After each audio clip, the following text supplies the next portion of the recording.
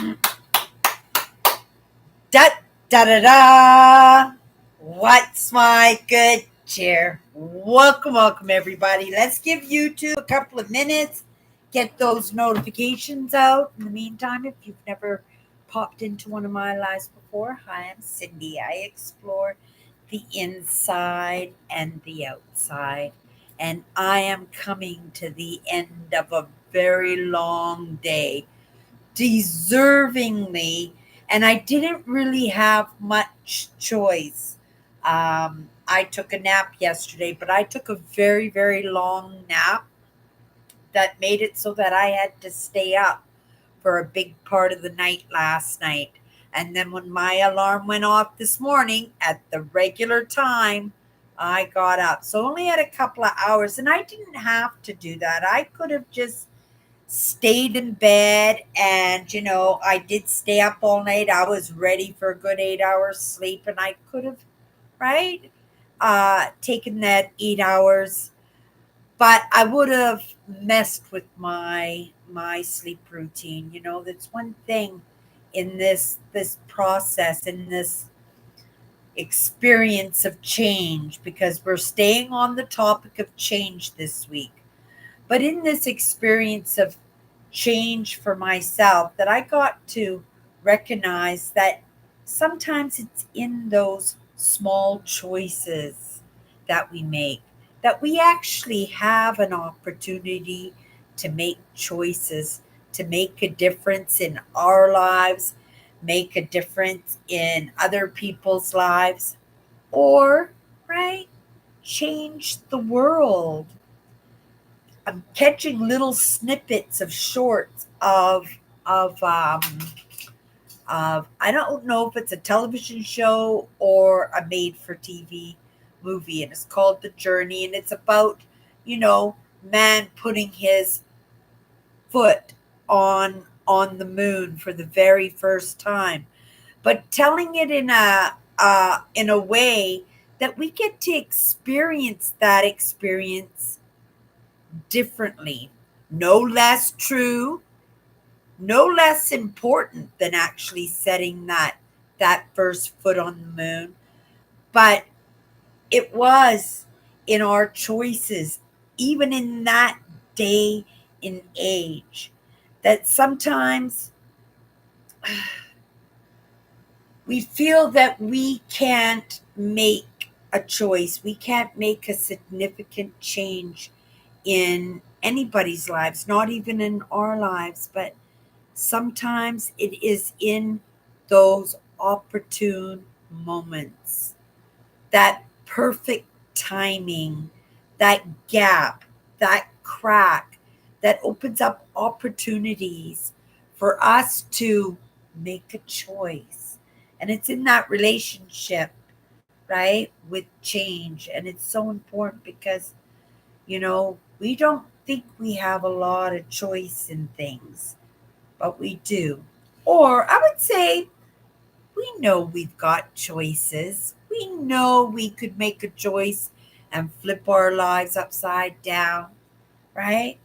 Maybe put it on a different route, make a pivot and change our lives completely, do a 360, start all over, wipe that slate clean, or do a 180 and just go to the opposite end of the spectrum just to see what it's like. We can make those choices. I think we're expected to make some of those choices, but again, right? They don't always work out. It's in those opportune moments, that crack that just coincidentally opens up, that conversation that just seems to be the perfect moment to bring up a topic sometimes that is sometimes quite difficult. And if it's not difficult, it is difficult in our minds. It's because that's why we don't make choices. Because when we make choices, it becomes immediately uncomfortable. Immediately, right? We haven't even put any action towards that choice yet, but in that instant of even thinking about it, we initiate change, even if it's just in our own body, in that anxiety of of well, the change that's about to happen because we made a choice.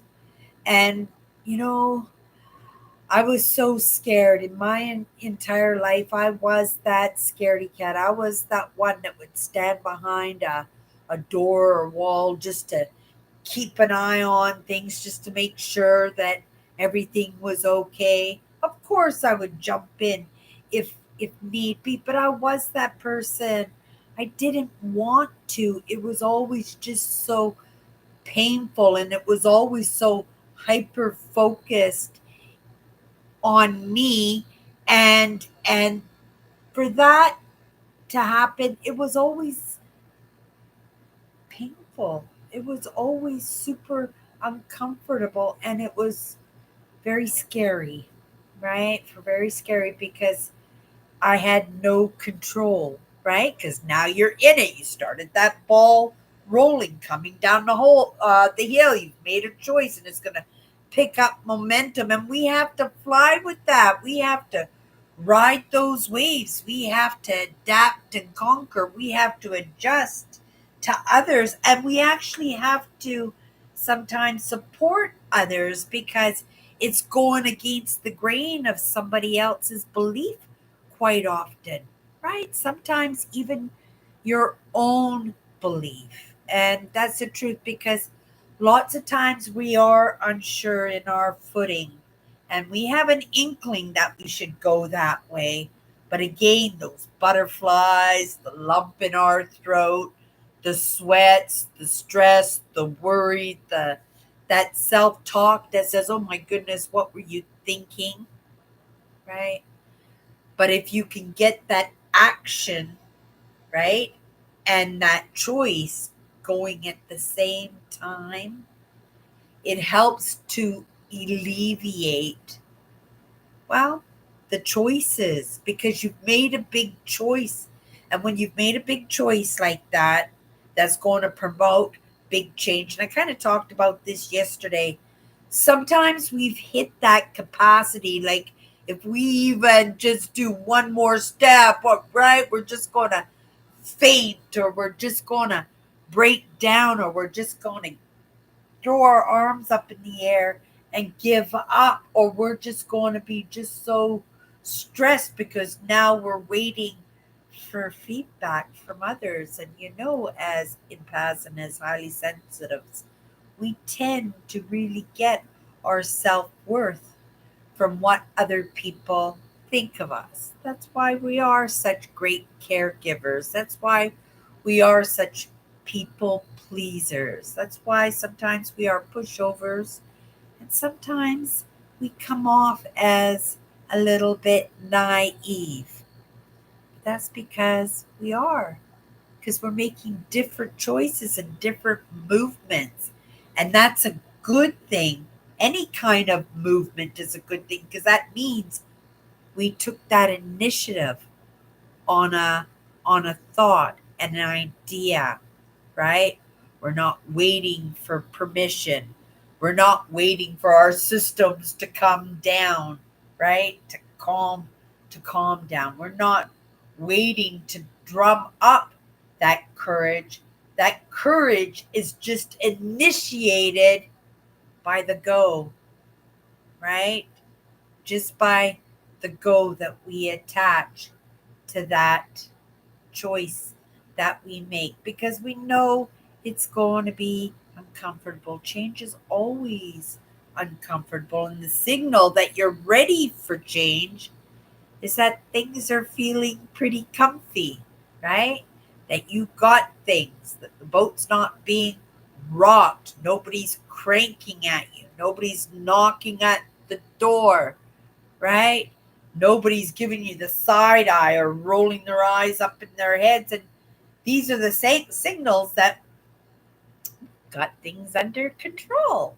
And again, we just want things to be smooth. We like that. No problems. We like it just like that. But again, that's a signal to say, well, you're a little bit too comfy. It's time for some change. And that's the best opportunity to make a choice in that moment and put a little bit of energy into that just to compound it so that the universe knows that you're serious, that you know that you're serious. I have a to do list sitting here. I didn't even look at it today, right? I'm sure I accomplished what I set out to accomplish, but one thing on that list I know I didn't accomplish, but I didn't give it any thought at all of it today. I kind of failed in that because I had made that choice yesterday, right? That commitment to myself to try and stay with that. And what happened? A little bit of stress, a little bit of worry, a little bit of putting things off, purposely distracting me so I didn't have to do something that was uncomfortable. I did it. I did it right on time, like I said I was going to do it. But I tell you, for like 3 hours before that, it just kind of put a damper because I could have done it any point in 3 hours before. But I said in my mind, 2 o'clock, you're going to deal with this. 2 o'clock. 2 o'clock rolled around. I dealt with it the best I could. It didn't work out quite the way I wanted it, but we'll try again. We'll try again in that. But I put my best foot forward. But did I accomplish it? These things that were on my list? No. And honestly, I didn't even look at them today. I just let the day take me where it was taking me because I was a little bit worried, concerned, maybe a little bit in the looking for solutions. Right? I can't help it. That's my nature. That has always been my nature, even though it looked a little bit different, right? 10 years ago.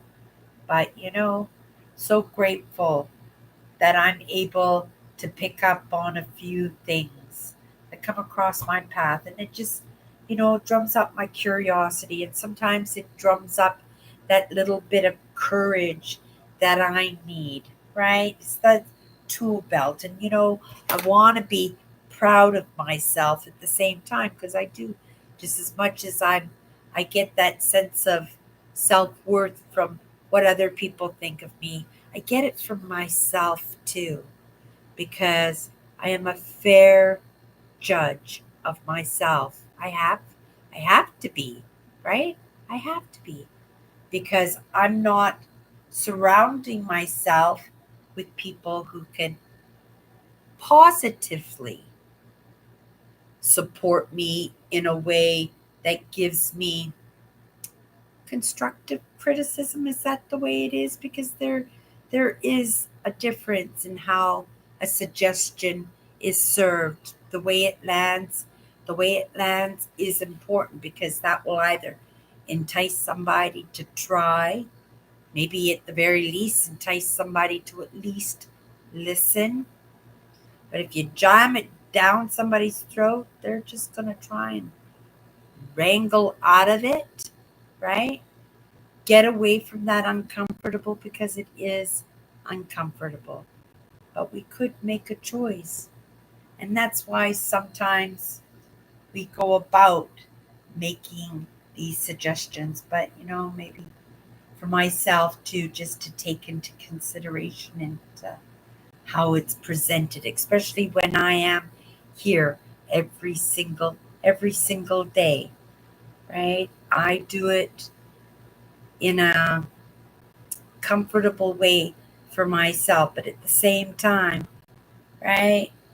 Not wanting to agitate or put anybody in a stressful, worrisome state, or just to outright agitate somebody. Sometimes I have to make sure that I'm taking into consideration of the audience that these conversations are going to, right? And in my choices to be genuine in that, I have to recognize that in my limitations, I might not be able to finish the task test, right? It's not giving me permission, it's not giving me the out in it, but it is kind of letting me recognize that it was a task probably that in the moment was not in the capacity that I was in. It was, this word has been in my lessons all day today in different aspects, and I have to pay respect to that because I do recognize that sometimes I do a lot of paddling. I do a lot of wondering if right, how far behind am I, right? If I'm making some good choices, just the fact that I'm making choices, I worry even in that if they're good choices because in the moment they're so uncomfortable and they're so unsure, and right, they don't look healthy, right? That they don't look like a possibility of working out the way I would like them to work out. But that's the idea. They're maybe not supposed to work out the way that I want them to work out. They're supposed to work out the way they're supposed to work out.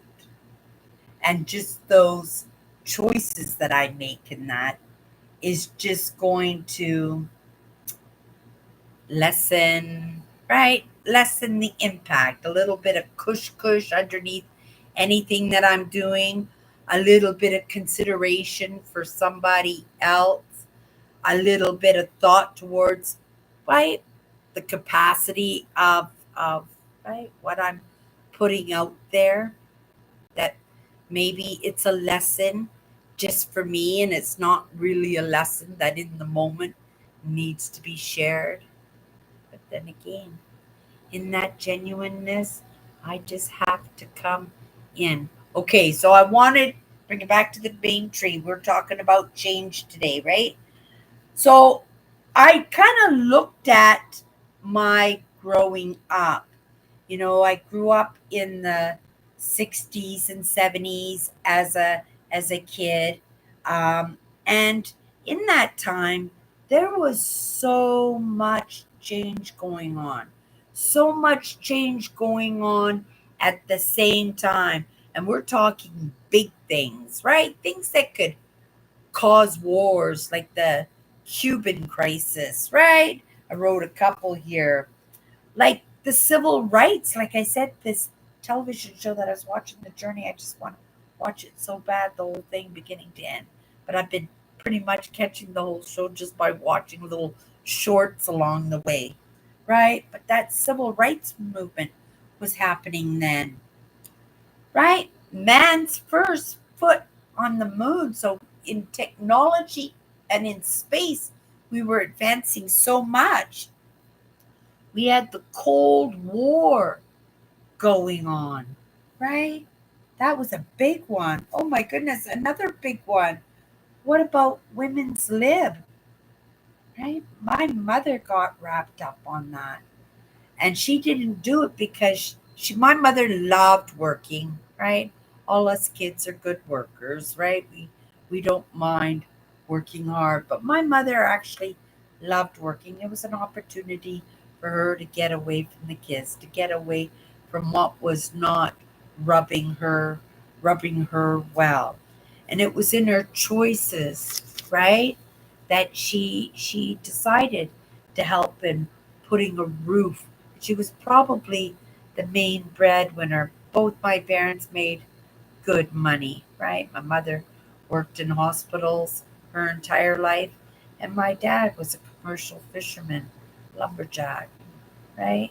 Entrepreneur, buy houses and sell houses, and he made money too. But it was in how we spent our money how we spent, how my dad spent his money. He was living his life in the moment, and he made those choices. He made the choice to live the best life that he possibly could, no matter what. And he did that. He took his family along for that ride. We didn't get a much of a choice in that. And that was difficult, but again, in riding those waves and adapting and conquering, we got through that, and we got all the bonuses and gifts of all those amazing adventures that, you know, that didn't cost any money, right?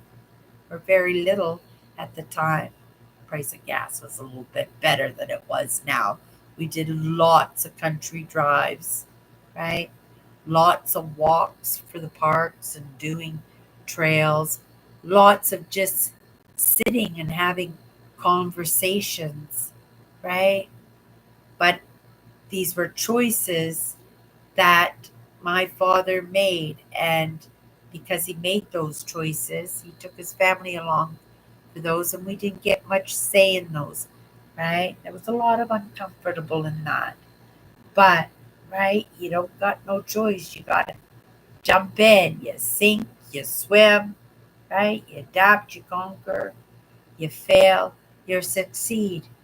That's only going to be in the choices. Sometimes that change is initiated by others, but in our choices, we could make that ride a little bit easier, a little bit more comfortable, a little bit more understandable to others, or maybe a little bit more understanding in the way it's presented in its capacity and in its moment of time, in that crack, in that perfect timing, that a message would actually hit perfectly and make an impact. And that's truth, and that's all in our choices. Choices affect change, right? Change comes from the choices we make.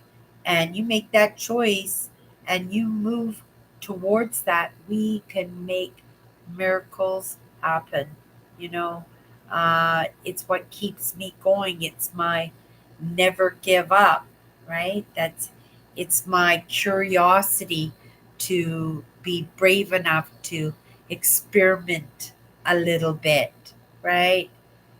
Make things purposely a little bit uncomfortable for me to see, right?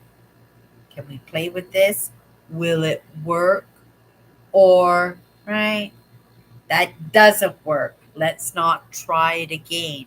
And making that choice and sticking to it, right? It's in those moments that we actually, right, think about it as we're, right, in that flow, making those decisions, making that movement at the same time, and riding those waves, right, doing that little bit of teetering to see if you can keep it rolling, keep it moving in a good direction, right? If it doesn't work, well, I would say be grateful that you even tried, because lots of people wouldn't even try. They would just be comfortable, right? Not make any choices. Don't rock the boat, right? Not even ride the waves. Wait for somebody to dictate, right? What to do and what to think. Can't do it. I can I can't do it.